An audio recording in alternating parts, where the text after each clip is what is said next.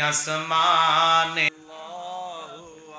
তোমারি রহম ছাড়া বাঁচা আমি তোমারি গোলাম গো অন্য কারণা আলিমুল গায়ব তুমি মালিক রব্বানা আল্লাহু আল্লাহু আল্লাহু আল্লাহ আল্লাহু আল্লাহু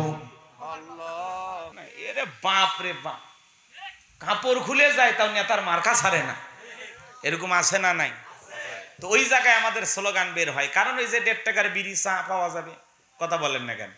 আহা মুসলমান, যে আল্লাহ এত খাওয়াইলেন এত দিলেন, সে আল্লাহর প্রশংসা নাই। আল্লাহু আকবার মানে কে বড়? জোরে বলেন, একটু জোরে বলা যায় না? লিল্লাহে তাকবীর, লিল্লাহে তাকবীর।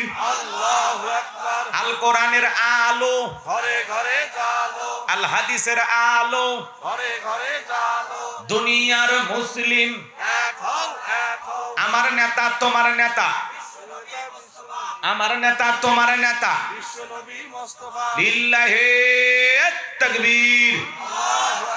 আল কোরআনের আলো ঘরে ঘরে জ্বালো, আল হাদিসের আলো ঘরে ঘরে জ্বালো, দুর্নীতির আলো ঘরে ঘরে, মাশাআল্লাহ। এরপরে কিছু ভাই বলেছেন তাই না, দুর্নীতির আলো ঘরে ঘরে জ্বালো। বাংলাদেশে দুর্নীতি দমন কমিশন আছে না নাই?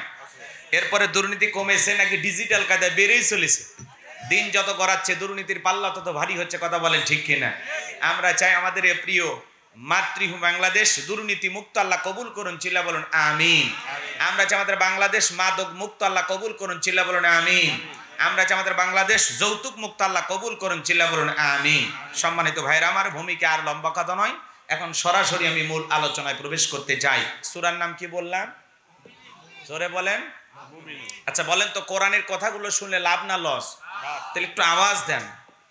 লাভটা কি আমার আল্লাহ জানায় দিলেন, ওয়াইযা কুরিয়াল কুরআনু ফাসতামিউ লাহু ওয়া আনসিতু লাআল্লাকুম তুরহামুন।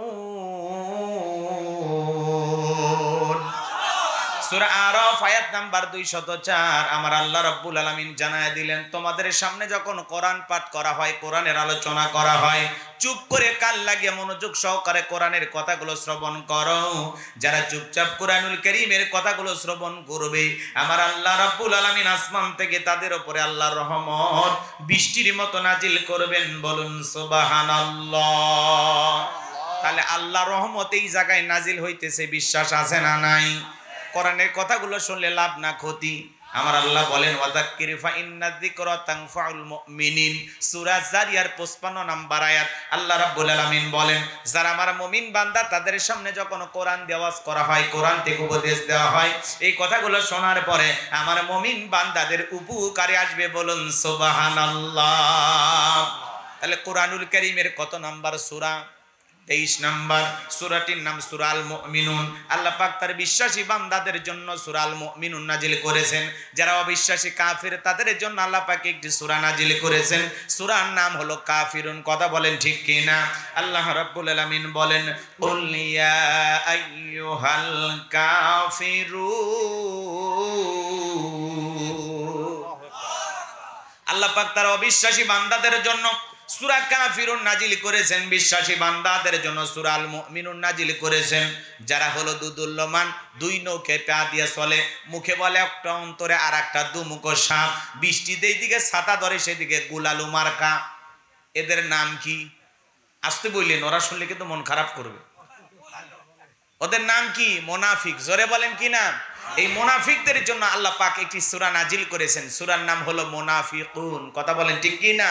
মুনাফিক চেনা বড় কঠিন। দাড়ি টুপি থাকার পরে মুনাফিক হতে পারে, হজ করার পরে আলহাজ মুনাফিক হতে পারে। কথা বলেন ঠিক কি না? রাসূলের পিছনে নামাজ পড়ে লোকটা যদি মুনাফিক হয়, আপনার আমার পিছনে নামাজ পড়ে তার চাইতে বড়টা হবে। কথা বলেন ঠিক কি না? মুনাফিক চেনা বড় কঠিন। সকালবেলা বলে আমরা কোরআনের পক্ষে, ইসলামের পক্ষে, সন্ধ্যাবেলায় দেখবেন ইসলাম নামের গাছের গোড়া কাটে। কথা বলে ঠিক কিনা? চুপ করে থাক ধোকাবাজ, চোখে তোদের নাহি লাজ। চুপ করে থাক ধোকাবাজ, চোখে তোদের নাহি লাজ। গোড়া কেটে মাথায় ঢালো পানি, তোদের চিনি আর কতকাল করবি রে শয়তানি। মুনাফিকদের চেনা বড় কঠিন। কথা বলে না কেন? সকালবেলায় বলে আমরা ইসলামের পক্ষে আছি, আর রাতের বেলা ইসলাম নামের গাছের গোড়া কাটে। কথা বলেন ঠিক কি না? সকালবেলা বলবো কোরআনের মাহফিল চলবে, সন্ধ্যেবেলায় পুলিশ পাঠায় বন্ধ করে। আছে না নাই? এই জন্য মুনাফিক চেনা বড় কঠিন। মনে রাখবেন, অমুসলিমের দ্বারা ইসলাম যতটা না ক্ষতিগ্রস্ত হয়, নামধারী মুনাফিক মার্কা মুসলমানের দ্বারা ইসলাম সবচেয়ে বেশি ক্ষতিগ্রস্ত হয়। কথা বলেন ঠিক কি না? এই জন্য ভাইয়েরা আমার, আজকে আমি মুনাফিকদেরকে নিয়ে আলোচনা করব না, আমি কাফেরদেরকে নিয়ে আলোচনা করব না, আমি আলোচনা করব আল্লাহর ভিআইপি মুমিন বান্দাদেরকে নিয়ে। বলুন আল্লাহু আকবার। একটু জবান ছেড়ে সবাই আমার সাথে তেলাওয়াত করুন। আউযু বিল্লাহি মিনাশ শাইতানির রাজিম। বিসমিল্লাহির রাহমানির রহিম। বিতাড়িত মুর্দা শয়তানের কাছ থেকে আল্লাহ পাকের কাছে আশ্রয় প্রার্থনা চাচ্ছি। পরম করুণাময় অসীম দয়ালু আল্লাহ তাআলার নামে শুরু করছি। সূরার নাম সূরা আল মুমিনুন। বলেন কি না? এদিক খেয়াল করেন, কথা মনে হয় আপনারা বুঝতে চাচ্ছেন না, কষ্ট হচ্ছে আপনাদের? হ্যাঁ, এদিক খেয়াল করেন। যে কোনো আয়াত বা সূরার তাফসীর করতে হলে কোন প্রেক্ষাপটে কোন সময় রাসূলের উপরে সে আয়াতটি বা সূরাটি নাজিল হয়েছে, সেই নাজিলের প্রেক্ষাপট জানার দরকার আছে না নাই? আরবিতে বলা হয় শানে নুজুল। যদি শানে নুজুল আলোচনা করা হয় তাহলে তাফসীর বুঝতে সহজ হয়। বলুন আল্লাহু আকবার। তাহলে বিশ্বনবীর উপরে কোন প্রেক্ষাপটে কোন সময় আল্লাহ তাআলা সূরা আল মুমিনুন নাজিল করেছেন, আমি কি নাজিলের প্রেক্ষাপট একটু তুলে ধরবো? কষ্ট হবে না তো ইনশাআল্লাহ? সম্মানিত ভাইয়েরা আমার, বিশ্বনবীর প্রিয় সাহাবী হযরত ওমর ফারুক রাদিয়াল্লাহু তাআলা বলেন, আমি মৌমাছির বন বন ভন ভন আওয়াজ শুনলাম। ডানে তাকাই মৌমাছি নাই, বামে তাকাই মৌমাছি নাই। বিশ্বনবীর চেহারা মুবারকের দিকে তাকায় দেখি আমার নবীজি ফিস ফিস করে কি যেন তিলাওয়াত করতেছেন। হযরত ওমর ফারুক ডেকে বলেন, আমার বোঝার বাকি রইল না, আসমান থেকে নবীজির উপরে কোরআনুল কারীম নাজিল হচ্ছে আর বিশ্বনবী কোরআনুল কারীম রিসিভ করতে ব্যস্ত। বলুন আল্লাহু আকবার। তাহলে মৌমাছির বন বন ভন ভন আওয়াজ হইলে কোরআনুল কারীম নাজিল হয়। দপ্তরি ছুটির ঘন্টায় বাড়ি মারে টন টন আওয়াজ হইলে কোরআনুল কারীম নাজিল হয়। আমার ভাইয়েরা, বিশ্বনবী যখন ঘোড়ার উপরে থাকতেন, ওই সময় যদি কোরআনুল কারীম নাজিল হইতো, ওহির ভারে ঘোড়ার পাগুলো বালুর ভিতরে ডেবে যেত। বলুন আল্লাহু আকবার। নবীজি যখন উঠের উপরে থাকতেন, ওই সময় যদি কোরআনুল কারীম নাজিল হইতো, ওহির ভারে উঠের মাথা জমিনের সঙ্গে লেগে যেত। এক সাহাবী রানের উপরে মাথা রেখে নবীজি আরাম ফরমাচ্ছেন, ওই সময় কোরআনুল কারীম নাজিল হলো। সাহাবী ডেকে বলেন, আমার কাছে মনে হয় আমার রানটা ফেটে যাবে, আমার কাছে মনে হয় আমার রানের উপরে পাহাড় চেপে ধরা হয়েছে। তাহলে কোরআনুল কারীমের একটা আলাদা ওয়েট, আলাদা একটা ওজন আছে না নাই? দীর্ঘ 23টি বছরে নবীজির উপরে এই কোরআনুল কারীম নাজিল হয়েছে। বাজান গো আমার, জীবনের প্রথম কোরআনুল কারীম রিসিভ করতে গিয়ে বিশ্ব জ্বর পর্যন্ত এসেছিল। ইমদাদিয়া লাইব্রেরি ছাপাইয়া মুসলমানের ঘরে ঘরে 150-200 টাকার বিনিময়ে কোরআনটা পৌঁছায় দিয়েছে। এই কোরআনের শান কত, মর্যাদা কত, আজও কপাল পরা মুসলমান আমরা বুঝলাম না। এমনও মুসলমান বয়সে আছে 30-40-50 বছর বয়স হয়ে গেছে, আল্লাহর কোরআনটা কোনোদিন খুলেও দেখে নাই। এমনও মুসলমানও আছে না নাই? কষ্ট হয় ভাইয়েরা আমার। তাহলে দীর্ঘ 23টি বছরে নবীজির উপরে কোরআনুল কারীম নাজিল হয়েছে। আর অনেকগুলো পদ্ধতিতে রাসূলের উপরে কোরআনুল কারীম নাজিল হইতো। আজকে বলার এত সময় নাই, সংক্ষিপ্ত কথা হলো, হযরত ওমর ফারুক ডেকে বলেন, নবীজির কোরআনুল কারীম রিসিভ করা শেষ হয়ে গেল। বিশ্বনবী সাহাবায়ে কেরামদের দিকে মুখ ঘোরায় ডেকে বলেন, আমার সাহাবীরা, এই মাত্র আসমান থেকে জিবরাইল এসে আমাকে জানায় দেখলেন, নবী গো, কষ্ট খাওয়া দাওয়ার গল্প বললেন না, আমার তাহলে এলোমেলো হয়ে যায়। একটু 2-1 বসেন, বসে ফাঁকা রাখেন। কে বক্তা এত বেশি শ্রোতা নাই, একটু ফাঁকা। জি হুট করে কথা বললেন না। বিশ্বনবী সাহাবায়ে কিরামদের দিকে মুখ ঘুরে ডেকে বললেন, আমার সাহাবীরা, এই মাত্র আসমান থেকে জিবরাইল এসে আমার উপরে সূরা আল মুমিনুনের 10টি আয়াত কারিমা নাজিল করে জানায় দেখলেন, নবী গো, এই 10টি আয়াতের ভিতরে আল্লাহ রাব্বুল আলামিন তার আদরের মুমিন বান্দাদের জন্য 7টি বৈশিষ্ট্য নিয়ে আলোচনা করেছেন, 7টি গুণাবলী নিয়ে আলোচনা করেছেন। কোন মুমিন যদি এই 7টি গুণে গুণান্বিত হতে পারে, 7টা গুণ দিয়ে তার জীবনটাকে সাজাইতে পারেন, আমার আল্লাহ রাব্বুল আলামিন বলেন, উলাইকা হুমুল ওয়ারিসুন আল্লাযীনা ইয়ারিসুনাল ফিরদাউস হুম ফিহা খালিদুন।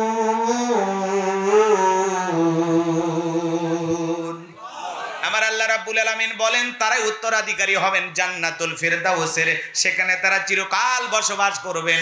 আমার আল্লাহ কোনোদিন তাদেরকে জান্নাত থেকে বের করে দেবেন না। চিৎকার মেরে বলুন সুবহানাল্লাহ।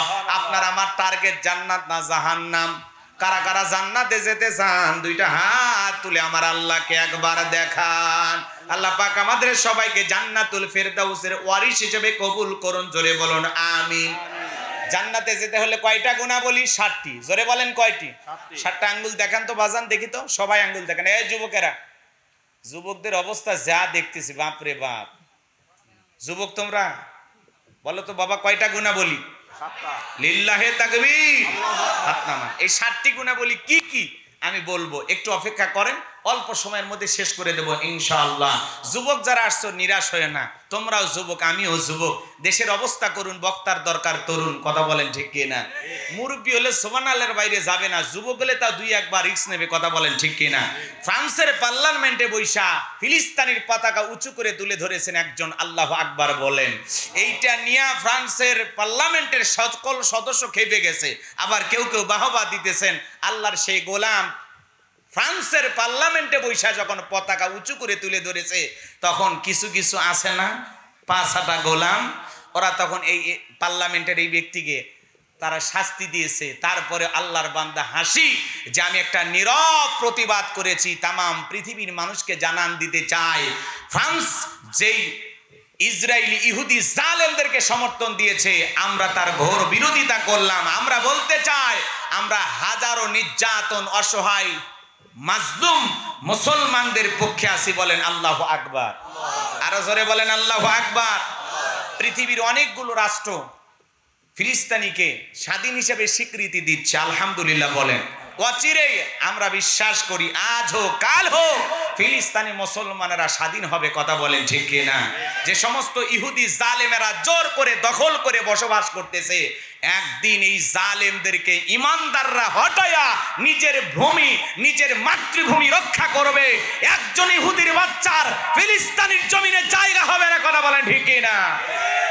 মুসলমানেরা রক্ত দিতে জানে, মুসলমানেরা পিছিয়ে যাওয়ার জাতি না, মুসলমানেরা এগিয়ে যাওয়ার জাতি, কথা বলেন ঠিক কিনা? তামাম পৃথিবীর মুসলমানেরা যদি একবার ঐক্যবদ্ধ হয়, একটা হুঙ্কার মারে, এরকম হাজারো ইহুদি জালেমেরা এই জমিন থেকে পালানোর জন্য গর্ত খুঁজে পাবে না, কথা বলেন ঠিক কিনা? কিন্তু হাজারো মুসলমান ব্যস্ত, মুসলমান আছে নামধারী, কথা বলেন না কেন? নবীর দেশ কোন দেশ? কথা কয় না, সৌদি আরব, নাম শোনেন নাই? আহারে, এরকম একটা পবিত্র ভূমিতে আজকে যা যা চলতেছে, অবাক হয়ে যাচ্ছে আমরা, কথা বলেন ঠিক কিনা? তারা আবার নাইট ক্লাব শুরু করছে, নাইট ক্লাব, ডিজে পার্টি, নারী পুরুষ একত্রে নাচানাচি করবে। আহারে, কয়েকদিন আগে মদের বার উন্মুক্ত করেছে, এর আগে 154টা সিনেমা হল বানাইছে। যে দেশে গানের কনসার্ট হচ্ছে, বলেন তো বাজান, যারা পাপের কাজ বন্ধ করার দরকার, তারা যদি চালু করে, সমাজ এগিয়ে যাবে না পিছিয়ে যাবে? কথা বলেন না কেন? বাজান গো, মন খারাপ করবেন না, সামনের দিকে যাই। যে কথা বলতে চাচ্ছিলাম, আমার ভাইরা, লম্বা হবে, লম্বা করার সুযোগ নাই। বিশ্বনবী তখন সাহাবায়ে কিরামদের সামনে তেলাওয়াত করে শুনিয়ে দিলেন, আমার আল্লাহ রাব্বুল আলামিন বলেন, ক্বাদ ফালাহাল মুমিনুন। আমার আল্লাহ রাব্বুল আলামিন বলেন, অবশ্যই মুমিনেরা সফল, অলরেডি মুমিনেরা সফল। সফল হয়েছে তারা ঈমান এনেছে যারা, বলেন আল্লাহু আকবার। সফল হয়েছে কারা? ঈমান এনেছে যারা, আল্লাহু আকবার বলেন। আমরা মনে করি ক্ষমতা থাকলে সফল, টাকা থাকলে সফল, পৃথিবীর সবাই চেনে জানে যশ খ্যাতি অর্জন করলে সফল। ক্রিকেটার হলে বুঝি সফল, ফুটবলার হলে বুঝি সফল, নায়ক হলে বুঝি সফল, সুপারস্টার গায়ক হলে বুঝি সফল না। এগুলো সফলতার মাপকাঠি নাম। সফল হতে পারবে তারা, ঈমান আনবে যারা। এ বাজান গোমার পৃথিবীর সবচাইতে বড় নেতা নাম হলো জো বাইডেন, আমেরিকার প্রেসিডেন্ট। আপনাদের এলাকায় একটা বাজার আছে দোবসাসিয়া বাজার, এখানে কাঁচা তরকারি বিক্রি করে সবজি বিক্রেতা। আল্লাহর বান্দা আজান দেওয়ার পরে মসজিদে গিয়ে মাথা নত করে যদি আল্লাহকে সিজদা দেয়, পৃথিবীর বড় নেতা জো বাইডেনের চেয়ে ওই সবজি বিক্রেতা ইমানদারের দাম আল্লাহর কাছে কম না বেশি? তার মানে কি বুঝলেন? ঈমান আছে যার, আল্লাহর কাছে দাম আছে তার। ঈমান নাই, আল্লাহর কাছে তার দাম 4 পয়সাও নাই। কথা বলেন ঠিক কিনা? পৃথিবীর বড় বড় লিডার আছে। উত্তর কোরিয়ার প্রেসিডেন্ট কাটিং মারাল মাল কিং জং চেনেন না? রাশিয়ার প্রেসিডেন্ট পুতিন, ভারতের দাদা। এরা যত বড় ক্ষমতাধর হোক না কেন, বাংলাদেশের একজন রিক্সা চালক, ভ্যান চালক লোকটা যদি ইমানদার হয়, আজান দেওয়ার পরে মাথা নত করে যদি আল্লাহকে সেজদা দেয়, এই পৃথিবী কাঁপানো বড় বড় লিডারদের চাইতে ওই ইমানদার রিক্সা চালকের, ভ্যান চালকের দাম আল্লাহর কাছে কম না বেশি? বেশি। তার মানে কি বুঝলেন? ঈমান আছে যার, আল্লাহর কাছে দাম আছে তার। ঈমান নাই, দাম নাই। ওইটা ঈমানের ক্ষমতার মাত বাড়িতে, টাকা পয়সার অহংকারে দুনিয়াতে লড়াই করতে পারে, ঈমানদারদের উপর নির্যাতন জুলুম করতে পারে, কিন্তু মরার পরে একজন বেঈমানের দাম নাই। সবগুলোকে পিটাইয়া জাহান্নামে দিবেন কে? আল্লাহ। ওই বেঈমানরা ওরা ক্ষমতার মাত বাড়িতে দুনিয়াতে হুমকি ধুমকি দিতে পারে, মানুষের রক্ত নিয়ে খেলতে পারে, মরার পরে সবগুলো বেঈমানকে পিটাইয়া জাহান্নামে ফেলে দেবেন কে? আল্লাহ। আরো জোরে বলেন কে? আল্লাহ। সম্মানিত ভাইয়েরা আমার, তার মানে আপনার চেহারা কালো হোক, ফর্সা হোক, ধনী হন, গরিব হন, কোনো সমস্যা নাই। আপনার ভিতরে ঈমান আছে, আল্লাহর কাছে দাম আছে। আল্লাহর কাছে যদি দামি হতে পারি, এই জীবনে আর কিছু চাওয়ার আছে? জোরে বলেন আছে?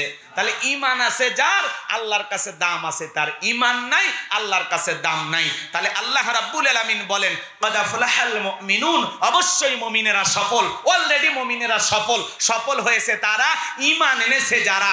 ঈমানদার ছাড়া আল্লাহর কাছে সফল হওয়া যাবে? তাহলে আমি বলবো সফল হয়েছে কারা, আপনারা বলবেন ঈমান এনেছে যারা। আমি বলবো আল্লাহর কাছে দামি বান্দা কারা, আপনারা বলবেন ঈমানদার বান্দা যারা। বলতে পারবেন? তাহলে বলেন সফল হয়েছে কারা?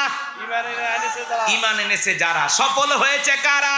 ঈমান এনেছে যারা। আল্লাহর কাছে দামি বান্দা কারা? ঈমানদার বান্দা যারা। আল্লাহর কাছে দামি বান্দা কারা? ঈমানদার বান্দা যারা। ভাই, আল্লাহ তাআলার কাছে হাজার হাজার শুকরিয়া আদায় করতে হবে। আল্লাহ তাআলা আমাদেরকে এত ভালোবাসেন, ভালোবেসে আল্লাহ তাআলা মুসলমানের ঘরে জন্ম দিয়া জান্নাতের রাস্তা একটু আগায় দিয়েছেন। সুবহানাল্লাহ কয় না? সুবহানাল্লাহ। আল্লাহ তাআলা ভালোবেসে পৃথিবীর শ্রেষ্ঠ ধর্ম ইসলাম ধর্মের মানুষ বানিয়েছেন। সুবহানাল্লাহ। পৃথিবীর শ্রেষ্ঠ কিতাব কুরআনুল কারীম দান করে জান্নাতের রাস্তা আরেকটু আগায় দিয়েছেন। এরপরে পৃথিবীর শ্রেষ্ঠ পয়গাম্বার, আখিরি জামানার আখিরি পয়গাম্বারের আখিরি উম্মত বানায়া জান্নাতের রাস্তা আরেকটু আগায় দিয়েছেন। এখন একটু আমল করলেই জান্নাত। সুবহানাল্লাহ বলেন। কষ্ট হচ্ছে আপনাদের? 7টি গুণাবলীর 1 নাম্বার গুণাবলী, এইবার মনোযোগ দিয়ে শুনবেন। তাহলে ঈমান এনেছে যারা, সফল হয়েছে তারা। কথা বলেন ঠিক কিনা? আমি আপনাদেরকে ছোট্ট একটা প্রশ্ন করি, বলেন তো ঈমান আনার পরে মুমিন জীবনের সবচেয়ে গুরুত্বপূর্ণ ইবাদতের নাম কি? এদিক খেয়াল করেন, একজন অমুসলিম জোহরের নামাজের পূর্বে যদি ঈমান গ্রহণ করে, ওই ব্যক্তির উপরে জোহরের সালাত আদায় করা কি? জোরে বলেন কি? ভাইরা আমার, গভীর মনোযোগ দিয়ে শুনবেন। আল্লাহ রাব্বুল আলামিন যখন মুমিন বান্দাদের 7টি গুণাবলী নিয়ে 7টি বৈশিষ্ট্য আলোচনা করলেন, আমার আল্লাহ তাআলা 1 নাম্বার সালাত দিয়ে শুরু করলেন। আমার আল্লাহ রাব্বুল আলামিন বলেন আল্লাযীনা হুম ফি সালাতিহিম খাশিউন। আরো জোরে বলুন আল্লাহু আকবার। মুমিন বান্দার 1 নাম্বার গুণাবলী, যারা নিজেদের সালাত বিনয়ের সহিত, নম্রতার সহিত, খুশু ভাব নিয়ে, আল্লাহর ভয় নিয়ে আদায় করে। আপনি আমি যখন সালাত আদায় করব, অন্তরে ভয় থাকতে হবে কার? তাফসীর ইবনে কাসির থেকে বলছি বাজান গো আমার, তাফসীর কারকেরা আয়াতের ব্যাখ্যায় লিখেছেন, আপনি আমি যখন সালাতের মধ্যে দাঁড়িয়ে যাব, অন্তরের ভিতরে সুচিন্তা, দুশ্চিন্তা, বিবির কথা, সংসারের কথা, ব্যবসা বাণিজ্যের কথা, দুনিয়াবি কোনো চিন্তা ভাবনা মনের মধ্যে রাখা যাবে না। আপনি আমি যখন সালাত আদায় করব, অন্তরে একমাত্র ভয় থাকবে কার? ভালো করে বোঝার চেষ্টা করবেন। আপনি আমি যখন মসজিদে সালাত আদায় করার জন্য দাঁড়িয়ে যাব, দুনিয়াবি সব চিন্তা ভাবনা মসজিদের বাইরে রেখে একমাত্র আল্লাহর ভয় নিয়ে আল্লাহকে সিজদা দেওয়ার জন্য দাঁড়িয়ে যেতে হবে। কেবলমাত্র ভয় থাকবে কার? ইয়া আইয়ুহাল্লাযিনা আমানুত্তাকুল্লাহ, হে ঈমানদারগণ আমি আল্লাহকে ভয় করো। হাক্কা তুকাতিহি, ভয় করার মতো ভয় করো। কিভাবে সালাত আদায় করবেন? বিশ্বনবী কিভাবে সালাত আদায় করতেন? আম্মা জান আয়েশা ডেকে বলেন, নবীজি নামাজের ভিতরে এত লম্বা সময় দাঁড়িয়ে থাকতেন, মাঝে মাঝে তাকায় দেখতাম বিশ্বনবীর পা মোবারক ফুলে উঠেছে। আম্মা জান আয়েশা আরো ডেকে বলেন, নবীজি এত লম্বা সময় ধরে রুকু করতেন, সিজদা করতেন, মাঝে মাঝে মনে হয় নবীজি আর কোনোদিন সিজদা থেকে মাথা উঠাবেন না। আম্মা জান আয়েশা ডেকে বলেন, একদিন রাতের বেলায় দেখি নবীজি সিজদা দিয়ে এত কান্না করেছেন, কাঁদতে কাঁদতে সিজদার জায়গাটা ভিজে গেছে। আম্মা জান আয়েশা অপেক্ষায় বসে থাকলেন, নবীজি যখন সিজদা থেকে মাথা উঠাইলেন, আম্মা জান আয়েশা জিজ্ঞাসা করেন, নবী গো এত কান্না কেন করেছেন, কি হয়েছে আপনার? বিশ্ব নবী ডেকে বলে, আয়েশা আমি তো আমার জন্য কাঁদি না, আমি কাঁদি আমার গুনাহগার উম্মতের জন্য। আমি আল্লাহর কাছে কেঁদে কেঁদে বলি, আল্লাহ আমার গুনাহগার উম্মতের গুনাহগুলো মাফ করে দাও। বিশ্ব নবী যদি আপনার আমার গুনাহ মাফের আশায় সিজদাতে আল্লাহর কাছে কান্না করেন, আপনার আমার কান্না করার দরকার আছে না নাই? নিজেদেরকে ওই জাহান্নামের আগুন থেকে বাঁচার জন্য কান্না করার দরকার আছে না নাই? তাহলে সিজদা দিতে হবে কার কাছে? আরো জোরে বলেন। 5 ওয়াক্ত সালাত, এইটা তো ডিউটি, এটা তো আদায় করা লাগবে। পাশাপাশি রাত্রি জাগরণ করে সিজদা দেব কাকে? ওয়াল্লাযীনা ইয়াবিতুনা লিরাব্বিহিম সুজদাও ওয়া কিয়ামা। আমার আল্লাহ রাব্বুল আলামিন বলেন, যারা রাত্রি জাগরণ করে আমি আল্লাহকে সিজদা দেয়, আমি আল্লাহর জন্য দণ্ডায়মান হয়ে যায়। ভালো করে বোঝার চেষ্টা করবেন। 5 ওয়াক্ত সালাত, এটা তো ডিউটি, এটা তো আদায় করাই লাগবে, এটা তো রবের বাধ্যতামূলক ওয়ার্ডার। ভালো করে বোঝার চেষ্টা করবেন। যারা মালিকের সাথে গভীর প্রেম করতে চান, রাতের 1টা 2টা 3টার দিকে ওইটা বিবির ভালোবাসা ত্যাগ কইরা, আরামের ঘুম ত্যাগ কইরা, ঠান্ডা পানি দিয়ে ওযু বানায়া নিরালায় নিবৃত্তিতে যাই নামাজে দাঁড়ায় গেলেন। এ বাজান গো আমার, এই নামাজ দুনিয়ার কাউকে দেখানোর জন্য নয়, এই নামাজ হলো একমাত্র আল্লাহ তাআলাকে রাজি খুশি করার জন্য। কথা বলেন ঠিক কি না? তাহলে গভীর নিশিতে নামাজে দাঁড়ানোর দরকার আছে না নাই? আমার আল্লাহ রাব্বুল আলামিন বলেন, কুলিন্না সালাতি ওয়া নুসুকি ওয়া মাহইয়ায়া ওয়া মামাতি লিল্লাহি রাব্বিল আলামিন। আমার আল্লাহ ডেকে বলেন, নবীজি আপনি বলুন, আমার নামাজ, আমার কুরবানি, আমার জীবন, আমার মরণ লিল্লাহি রাব্বিল আলামিন, আসমান জমিনের প্রতিপালকের জন্য। তাহলে মুমিন জীবনের সকল ইবাদত হবে একমাত্র আল্লাহ তাআলাকে রাজি খুশি করার জন্য। কথা বলেন ঠিক কি না? রাতের 1টা 2টা 3টার দিকে যারা যায় নামাজে দাঁড়ায় যায়, তারা তাহাজ্জুদের সালাত আদায় করে। এই নামাজ এমন নামাজ বাজান, যারা এই সালাত আদায় করে তাদের জীবনের সফলতা। রাতের বেলায় সিজদার মাধ্যমে, রুকুর মাধ্যমে যদি আল্লাহর সাথে প্রেম করা যায়, এদের জীবনে চাইতে দেরি আল্লাহ দিতে দেরি করবে না। তাহলে সিজদার মাধ্যমে রাত্রি জাগরণ করে, তাহাজ্জুদ পড়ে 1টা 2টা 3টার দিকে রাত্রি জাগরণ করে সিজদা দিয়া প্রেম করতে হবে কার সাথে? আরো জোরে বলেন, কার সাথে? যারা এই গভীর নিশিতে তাহাজ্জুদের সালাত আদায় করে, এদের জীবনে কোনো পেরেশানি নাই, হতাশা নাই। কথা বলেন না কেন? এদের মন মেজাজ সব সময় ভালো থাকে। কথা বলেন ঠিক কি না? তাহলে কিছু আল্লাহর প্রিয় গোলামেরা রাত্রি জাগরণ করে সিজদার মাধ্যমে, নামাজের মাধ্যমে প্রেম করে কার সাথে? যুবকেরাও রাত্রি জাগরণ করে, তবে নামাজ পইরা না, তাহাজ্জুদ পইরা না, ওরা সারা রাত ইউটিউব ইন্টারনেট ঘাটাঘাটি করে। ইমু মেসেঞ্জারে বান্ধবীর সাথে কথা বইলাম, সারা রাত ইমু মেসেঞ্জারে সেটিং করে। হ্যালো জান, খাইছো, ঘুমাইছো, বাথরুমে কয়বার গেছো, কি কালারের 3 পিস পরেছো, কথা কয় না, কয়বার খাওয়া দাওয়া করেছো, নিজের মায়ের খাইছে কিনা খবর নেয় না, নিজের বাবা খাইছে কিনা খবর নেয় না, বান্ধবী কয় বেলা খাইছে, নাস্তা কি দিয়ে করেছে ওর কাছে মুখস্থ। যে কায়দায় চেষ্টা করে বান্ধবীর খোঁজ খবর নেওয়ার জন্য, একটু যদি এর চাইতে কম চেষ্টা করতো, ও কোরআনের হাফেজ হয়ে যেত। কথা বলেন না? কি যে পাইছে, সারা রাত চ্যাটিং করে। হ্যালো জান, খাইছো, ঘুমাইছো, কি করো? আমার তো ঘুম আসে না। মেয়ে বলে আমারও ঘুম ধরে না। কি করো? কয় গল্পের বই পড়ি। কি বই? কয় তোমাকে চাই। ছেলে বলে আমার বাড়িতে একটা উপন্যাস আছে, 21-এর বই মেলা থেকে কিনে নিয়ে আসছি। কি বইয়ের নাম? কয় মিলন হবে কত দিনে, তোর মরণের পরে। কথা কন ঠিক কি না? কি আজে বাজে উপন্যাস, অভিশপ্ত রাত, যৌবনের মৌবনে, ব্রিজের নিচের প্রেম। হাই রে ভাই, উপন্যাসের নাম অভিশপ্ত রাত, কালো রাত, ওড়নাটা উড়েছিল কেন? এগুলো উপন্যাসের নাম যদি হয়, শয়তানও বলবে এই বইগুলো পড়ার দরকার নাই। কথা বলেন ঠিক কিনা? এগুলো পড়লে যুবকদের চরিত্র ভালো হবে না খারাপ হবে? আজকে এগুলো পড়িয়ে তো যুব সমাজ নষ্ট হয়ে যাচ্ছে। কথা বলেন ঠিক কিনা? কষ্ট হচ্ছে আপনাদের? বাজান গমার, বিরক্ত হবেন না, মন খারাপ করবেন না। যুবকদের ঠিক করার দরকার আছে না নাই? প্রত্যেকটা যুবককে সাইজ করতে হবে। একটু অপেক্ষা করেন, সামনের দিকে যায়। যে কথা বলতে চাচ্ছিলাম বাজান গো আমার, তাহলে গভীর নিশীথে সিজদা দিতে হবে কাকে? সারা রাত যুবকেরা ইমো মেসেঞ্জারে সেটিং কইরা সারা রাত লেখালেখি কইরা ফজরের আজান হয় যখন, ওই হাইব্রিড যুবক ঘুমাইতে যায় তখন নামাজও পড়ে না। আছে না ভাই? হে যুবক, এই ঘুম ভাঙলে সকাল, না ভাঙলে পরকাল। কথা বলেন ঠিক কিনা? কেমন করে ঘুমাও তুমি, ওরে বগুড়ার যুবক, কেমন করে ঘুমাও তুমি ফজর করে কাজা? এমন তো হতে পারে ও তোমার জহরে জানাজা, এমন তো হতে পারে ও তোমার জহরে জানাজা। কথা বলেন ঠিক কিনা? যুবক রে, বড়াই করার সময় নাই। আজকে মরলে চলে যেতে হবে, দুনিয়া থাকার জায়গা না। এই দুনিয়া কাউকে রাখে নাই, তোমাকেও রাখবে না, আমাকেও রাখবে না।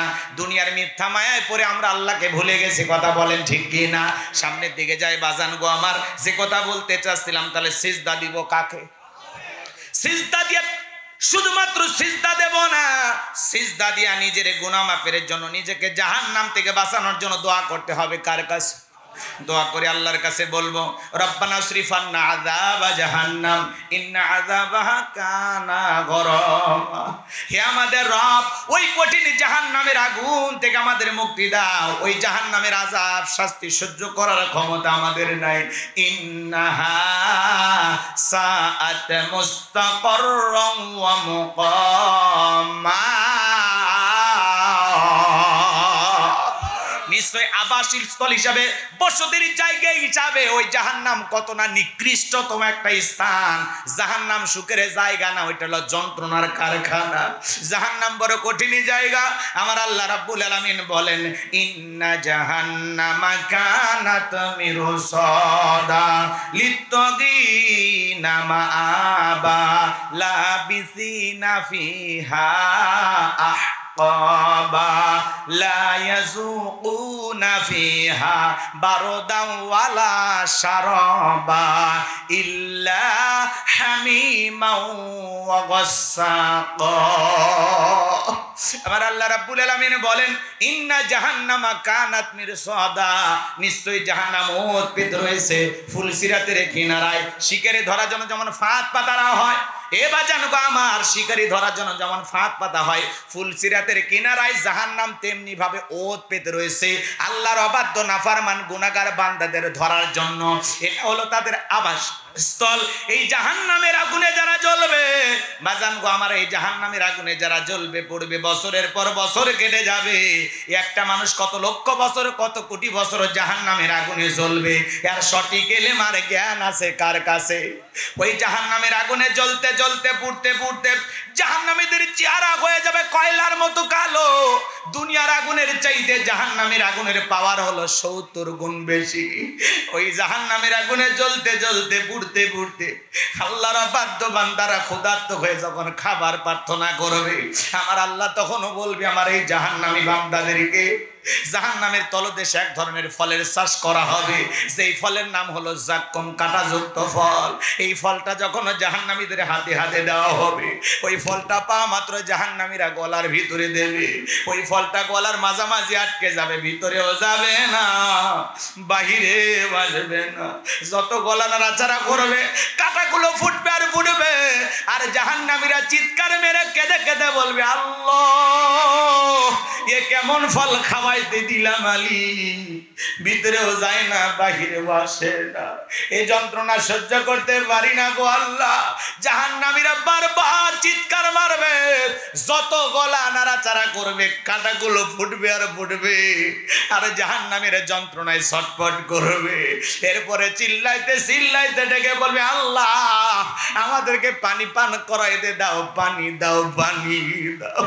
জাহান্নামের অপরাধী বান্দারা যখন পানি পানি বলে চিৎকার মারবে, আমার আল্লাহ ডেকে বলেন, লা ইয়াযুকুনা ফিহা বারদা ওয়ালা শারাবা, তাদেরকে মিনারেল ওয়াটার দেওয়া হবে না, ঠান্ডা কোনো পানি দেওয়া হবে না।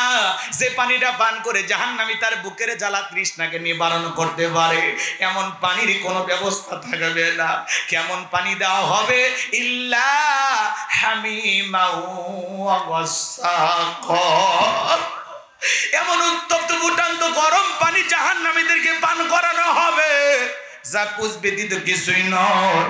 ওই জাহান্নামীরা যখন ওই পানিটা পান করবে, এ বাজান গো আমার, ওই গরম পানি যখন পান করবে, জাহান্নামীর লারি ভুড়িগুলো গলে গলে পেছনে রাস্তাতে বের হয়ে যাবে। ওই জাহান্নাম বড় কঠিন জায়গা। ওই জাহান্নাম নিয়ে যদি আলোচনা করি বাজান, 2-3 ঘন্টা আলোচনা করে শেষ হবে না, এত সময় আমার হাতে নাই। সংক্ষিপ্ত কথা বলে দিতে চাই, ওই জাহান্নাম বড় কঠিন জায়গা। বলেন তো বাজান, জাহান্নামীদের যে এত এত শাস্তি হবে, সর্বনিম্ন শাস্তি হলো এক জোড়া পায়ে জুতা পরে থাকবে। জাহান্নামের স্যান্ডেলটা পরিধান করার কারণে ও বাজান গো আমার, তার পুরো দেহটা এত গরম হয়ে যাবে, মাথার মগজগুলো টকবক করে গলে গলে পড়বে। জাহান্নামীরা যখন ওই গরম পানি চেহারার সামনে নিয়ে আসা হবে, চেহারাটা ঝলসে যাবে, দেখে গোস্তগুলো খচে খচে পড়বে। জাহান্নামে কত ধরনের আযাব হবে, কত ধরনের শাস্তি হবে, আলোচনা করে শেষ করা যাবে না।